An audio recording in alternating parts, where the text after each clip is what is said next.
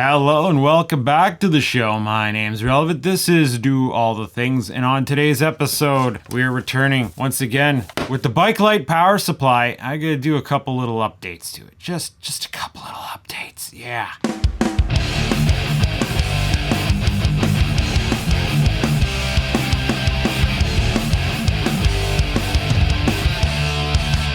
So if you've been following the comedy, I threw a headlight on my bike because the sun's going down earlier and I needed a power supply for it. So I built this switch mode PWM DC-DC power supply that I can clamp onto the bike and run that bulb. A 6 volt, 8 watt incandescent power bulb.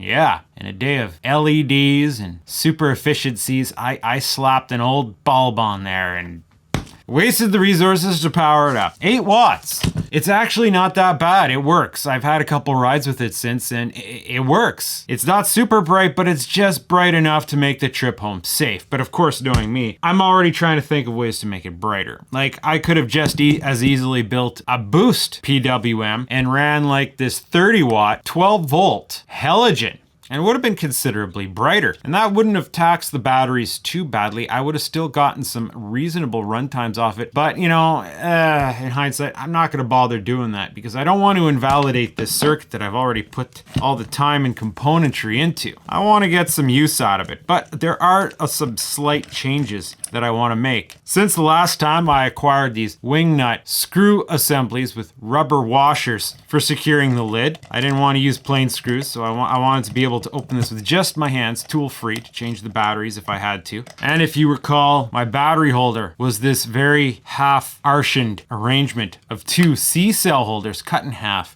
riveted to a slice of acrylic. Something that I made a long time ago when you couldn't get battery holders for these batteries, but you know, this is a different time. And I have ordered this part in since I built this. This is a much nicer, much more official 26650 battery holder. Oh, that's gotta be nice. Especially since this guy sits a little bit too proud, and once the batteries are in there, I can't get the lid on snugly. So, I gotta take this partly apart again. And it sucks because I went and glued on stuff here, so that might not be the easiest thing in the world to do. I also kinda wanna change out this chintzy wire. I'm thinking about it. I haven't got a lot of alternatives in stock, but ugh, ungluing. I guess I start by cutting away at some of the glue here. Oh, weird. You know what? This grommet might just pop through this hole. It's like this wire is taut. I gotta get it out of the way. Let's see. Can I just push this grommet back through the hole without having to unglue it? Oh, she's tight, bud. This thing in the back gets in the way. Hoof.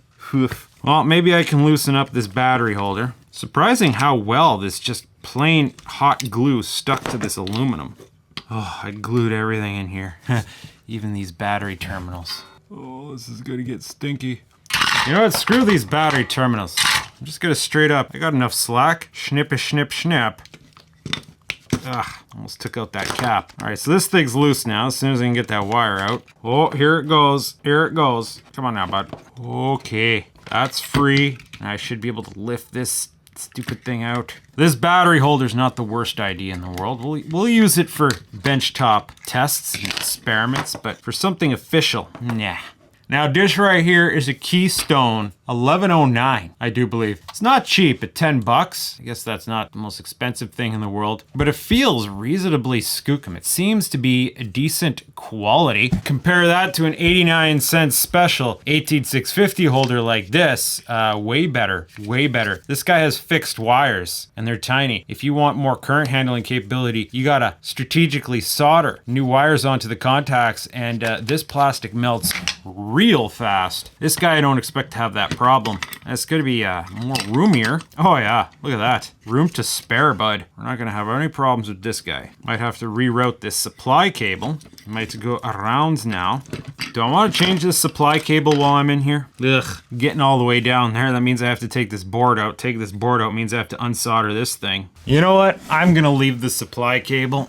The current handling capability of this thing, the light doesn't seem like it's throttled. I can update it later if I really want. And I'm actually gonna be, I ordered some LED bulbs for this thing, some 6-volt LED situations. And they're gonna consume even less current, theoretically. Ordered direct from eBay China. I got this thing. It's an H3. I actually have some H3 light fixtures. I got one that's about the same size as one of these Pars, and it is a flood fixture. So slap that in there, except I don't know, because if you look at the specifications of these, 0.35 milliamps at 6 volts. That's like 2 watts. 2 watts. I know LEDs are efficient, but 2 watts out of that whole assembly? How bright can that be? I guess brighter than an 8 watt 6 volt incandescent. Anything will be better, I suppose. But why is that so low output? Unless those numbers are just wrong. Maybe like they're just using the data for the same 12 volt bulb. That'd be 4 watts. But I got that to try. I also got a pair of these ones. They're even a little bit less, 0.29 of an amp, and they're a warm white. Sometimes I prefer warm white, especially when it's cold out. So I guess we'll see. Maybe they can be modified. I'm thinking they're intentionally neutered because they don't really have anything in along the lines of heat sinking. And like you can only run an LED so bright without heat sinking. This thing seems to have more potential. Like it has a bit of an assembly going on that should do some heat sinking. We might be able to improve on these things. Like the fundaments of the LEDs are going to be as such that we got a dropping resistor right there, 510 ohm. We might be able to tweak on that to get more output out of it. So I guess we'll see. But either way, even with that low current handling, I don't need much bigger a wire than this. So let's just get this in there. But actually, before I forget, I need to show you something about this. So I'm going to get this thing subtly prepped by connecting a wire across it. This little piece of 18 gauge solid copper scrap wire should have no problem conducting the arse end of this. Well, let's see. How's this going to respond to solder? Do we have to worry about accidentally melting the plastic, sir? So far, so good. This stuff actually has an interesting texture. It might be glass fiber reinforced. Does the data sheet say what it's made out of? High temperature nylon, UL rated. Oh, that's cool. Nice. Okay. I don't know what that means exactly, but it sounds decent. So just in case there's a possibility that I can make an adjustment to this to solve this problem, I'm going to show you one of the weird quirks that it has. So I'll get the power connected to it. Oh, let's see what its default state is going to be, by the way. I'm not exactly sure. So let's get a light bulb hooked up, just a plain little bulb. Slap a battery in there. Okay, default off. Now let's turn her on, right? On, off. Straightforward, on, off. We turn it on, disconnect the bulb, reconnect the bulb, it's still on. We turn it off, disconnect the bulb, reconnect the bulb, it's still off. We turn it on, press the button, disconnect the bulb, press the button to turn it off, it's still on. If the bulb's connected, it'll turn off and stay off, but we can turn it on. It will not turn off if there's not a bulb connected. And that's a weird flaw of this solid state switch. Because it's logic based, it needs high and low reference on its output. So when this thing turns on, it's given high reference, high feedback, but there's no low reference to feedback. We could press the button and cancel that MOSFET real quick, but there's no low reference to hold the feedback. And the low reference is normally coming from having a load, which simulates resistance right here. That resistor does not exist in the circuit. And it seems without a light bulb, there's not enough load. So this light bulb is probably 250 milliamps. It's theoretically a 24 ohm load. So what kind of ohm load do we need to get that to trigger over? Now looking at all this junk here, if we just straight up put a load here, there's a lot of translation. I've already tried connecting, say, a 1K resistor here and it didn't work. What happens if I connect it way back here? Can I probe on that, sir? Let's look at the layout, see if we can determine where that point is going to be. Here's the, where is it? Solid state switch is right here. That center pin is the output, so it's going to be between that 1K there and basically any ground. And the ground rail's all the way down here. Okay, let's see if we can splice something in there. The output is going to be the fin of this MOSFET. So if I just clamp to the MOSFET itself, it should work. And then of course, any ground point, so the battery. So let's try a 100 K resistor. Maybe that's enough. Light is on, press the button. Light is still on, press the button. No, it is not enough. If we step down to a 100 ohm, which might start dissipating quite a bit of heat. 80 milliamps. Yeah, that's well over a half a watt, so this guy might get a bit warm. Light is on. I feel it's starting to get warm. Press the button. Light is still on. Oh boy! Well, if a 100 ohm's not doing it, nothing else will. You know what? there's a possibility those LEDs might turn this thing off. Oh, we might be in for some reworking there. Like, I know with the LEDs, I'm probably going to want to bring up the value of the inductor. I noticed that as the circuit changed, I had to change the value of the pull-down capacitor. So what are the chances that if we boost that value, we might get the effect that we want? Except in order to do that, we need to tack on to this 100K right there, which is connected to the top of this switch. Okay, still on. Oh boy, that more capacitance makes it sketchier. I think it takes more time for it to turn on and off. That might not be the solution. In earlier versions of this schematic, this value was much higher. And it's going to be literally impossible to increase the value of that at this juncture. So, I don't know. I guess we're just going to accept that quirk. It's not a deal breaker. The thing works fine right now. I just have to make sure I connect the load to turn it off, or once I've got it turned off, I don't accidentally press the button to turn it on. Now, according to my measurements, it's about 8 milliamps of standby current. It has like zero current draw when it's turned off. The switch works well like that, but when it's turned on with no load attached, that circuit's pulling 8 milliamps, so apparently it would take about 2 weeks to kill these batteries that way. So as long as we're mindful, as long as we don't leave it with batteries in it for 2 weeks, I guess we'll see how it pans out. So let's stop screwing around and let's get this pupper mounted in there. Yes, we're doing the bare minimum today. Okay, so with the clamp in place so that we have reference for where that center point is, I guess we put it roughly right about here. Nice and central, everything clears nicely. Where's the pencil? Oh, someone's moving my pencil on me again, bud. It's me, that someone is me. Let's put a hole right here. I need to get this removed. All right, lettuce and tomato. Put a hole in this. It doesn't look center to this. How center is that hole? 4 centimeters this way. Damn, that hole's like pretty center. Yeah, no, I'm remapping this hole. That looks better. All right. Drill it out, sir. That looks off center again. Oh boy. I'm sure it'll be fine. All right, let's test fit this. These screws are a bit long, 632 by 1/2 inch. Gold kept nut. Oh yeah, if I center it around that Hammond bit, it's very, problem is we gotta make sure that the screw for the undermount is gonna fit this in place. Oh, looks like there's lots of room. Well, I wish I had more 632 by 3/8 in stock. I'm not sure why I don't. I'm gonna have to put this together and go out and buy more screws, because that's ideal right there. Haha, yes. Oh, uh-oh, did I make a mistake? Okay, good, the mount's gonna clear the screw. Properly mounted now. That's much better. That's by design. Now, the thing is, I want to be able to access that mounting screw. So I need to basically drill through that mount now, so that I have reference on where that mounting screw is. We got to make that hole bigger though, because we're not going to mount through the battery holder. This is a 6-volt power supply. It could be handy for other stuff. So if I'm not using it on the bike, I want to be able to remove it from the mounting assembly so that you can put it on, like, I don't know, a belt pack or something. So I need a hole in there equivalent to the size of this head. 5/16 looks about right. All right, let's see if we don't make a complete mess of this. Oh, this might be a touch brittle. Gonna have to ease it through.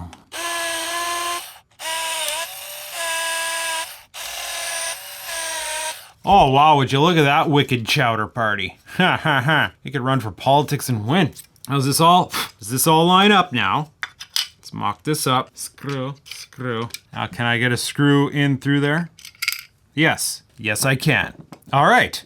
Now do I need a shorter screw or will the batteries clear that 3/8? Oh, no, that screw's making contact with the battery, bud. I need to use the shorter screw. I need to find another 632 by 3/8. I don't gotta go run into the hardware store, do I? Oh boy. You know, I'm fixing this up so I can bike into town later. If I have to drive into town, there's no point. How about with that nut in place? Does that nut contact the batteries? Just. Oh yeah. Look at that. We got a little bit of flaw, sir. Just a little bit of flaw.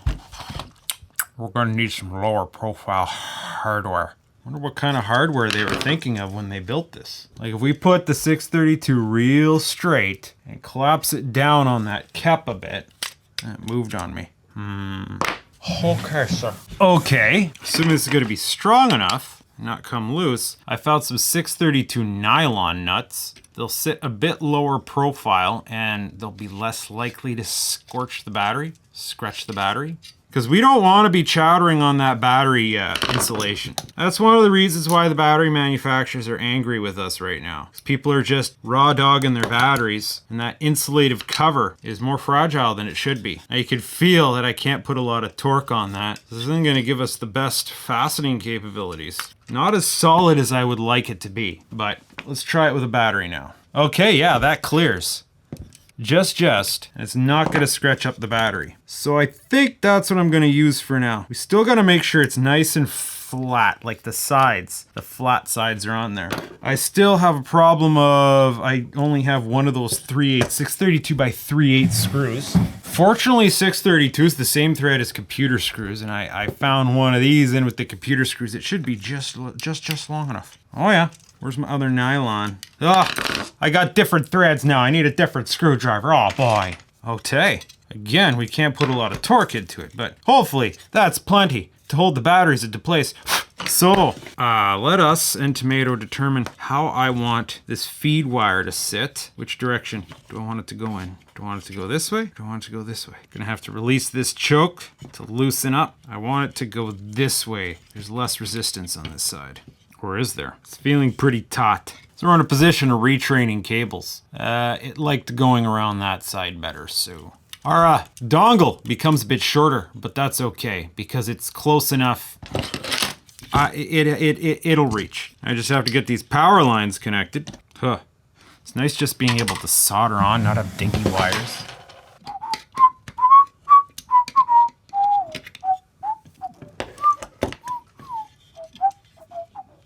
All right. Now I just have to make it clear which side is positive. Okay, that should stand out in a crowd. So now if we put our batteries in, sucks there's no reverse polarity protection on this that I'm aware of. So if you put the batteries in wrong, everything could go very thermonuclear, very quickly.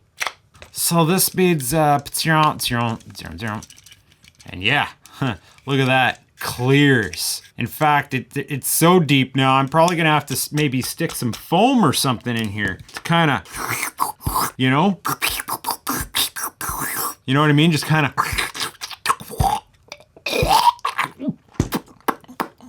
squish those down so that they don't shake loose like the bulb. The only problem that I have is there's no front shock, so this bike keep hitting bumps. And at first the bulb's like tick, tick, tick, tick, tick, tick, tick, tick, tick, tick, tick.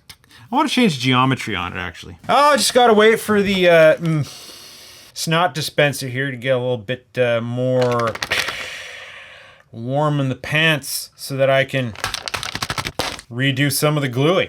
I don't remember what this is or where it came from, but it's not enough. What about these guys? Still not thick enough. I gotta go out to the shed, is that what you're saying? All right, ran all the way out to the shed where I knew I had something called weather stripping. Ooh, this might be thick enough. Key term might. Oh, I don't know if this is healthy anymore. Glue might be dried up from the weather. Oh no. Well, that's a waste. Was this the used stuff that I took off the wall? Oh, I might have used this already.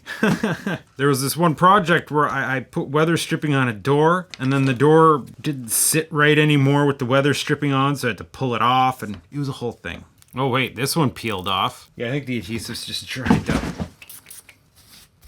Well, lucky for us, we have alternative modes of gluing things. Let's roughly line that up. It's gonna be a strip right above the Hammond. Strip right above the Hammond. Oh my God. It didn't stick to this at all. Half because sticking it to the aluminum cooled it off so fast, it lost its stickicity, its sticknicity, its stickifactor, its stickination. Okay, let's stick it to the foamy bit instead so it can't instantly cool down. Probably helps if this was a bit hotter. Spread it about all nice about it. Need sound effects sometimes for stuff to go proper. How's that feel if I stick the lid on? Oh yeah, just right. You can tell there's a little bit of foamy floaty, but it compresses it just ever so slightly. It's perfect. It's just what we need. Oh yeah. Spread it all nice. Don't forget the sound effects. It's very important for proper adhesion. All right, so those should hold our batteries from popping out. Yeah, just enough. Look at that. Squish, squish, squish, squish. Bon, bon, bon, bon. What else do we have to glue up here? Need to seal this back up. Get a bit impatient. Okay, anything else in here needs to be glued other than this cap that keeps floating.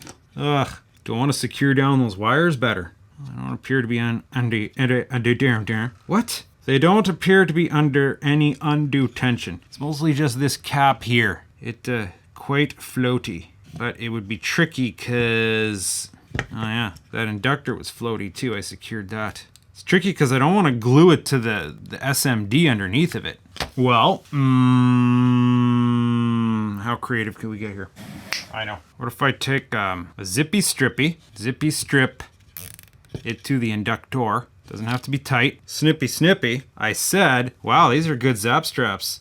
That took quite a bit of force. I snug that in there, right? We gotta make sure that that fits underneath. Yes, it does. And what we're gonna do is we're gonna glue the cap to the zap strap. Oh boy, came here for electronics and you got a wrap.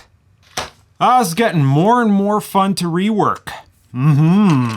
Question isn't, I'm worried about any of these wires snapping off. At least if they do, it doesn't pose a safety hazard. Losing that cap means that MOSFET driver would go through more nuclear. Gluing down some wires at the bottom here, just to say. Yeah, that feels better.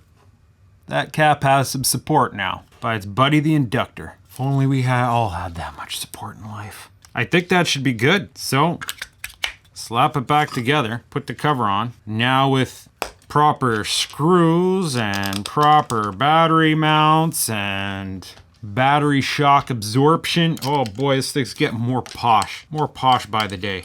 Just put these screws on, just snug them. Rubber washers. Oh, gotta take it back apart. I forgot to put in the crystals. You know, something rubbery under there would be nice. Stop this from subtly turning. Feel like I have a chunk of rubber just kicking around here somewhere. Where is it? No idea. We'll just get a fresh piece, rubberized electrical tape. Just kind of slap that across there like that. Influence a hole. Oh, mess it right up because that hole was not a good enough influencer. Oh boy.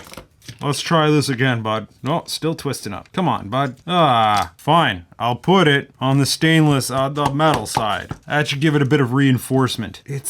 Why are you twisting up so much? Oh boy, this rubber's fun to work with. It just keeps screwing up, and it's probably losing its adhesion by now. Okay, this hole is gaping now. Gaping. Now it seems to be cooperative. All right, snug it up. And now that should be less likely to rotate. Now let's throw it together. Mind the polarity, bud. All right, complete. Feels solid, still works. This should be its final form for a while, at least until those LEDs come in. When those LEDs finally come in, because they're coming slow boat, eBay China, Garant, not gonna be seeing those for a while, especially there's logistic issues right now, and you know, Canada's always a third world country when it comes to logistics. We have to go through all the American ports first, and apparently they're jammed up, yada yada yada. It's gonna be a while before I see those bulbs. By the time I do, it's very unlikely I'm still gonna be biking, so... well, we'll play with them. Chances are I'm going to have an issue with that switching, so we'll have to tweak on it. In the meantime, I hope you enjoyed this. If you did, stay tuned. I like to tinker with circuits sometimes, among other things. This is do all the things after all. The content is very inconsistent, except for a common underlying theme. But either way, thank you for watching.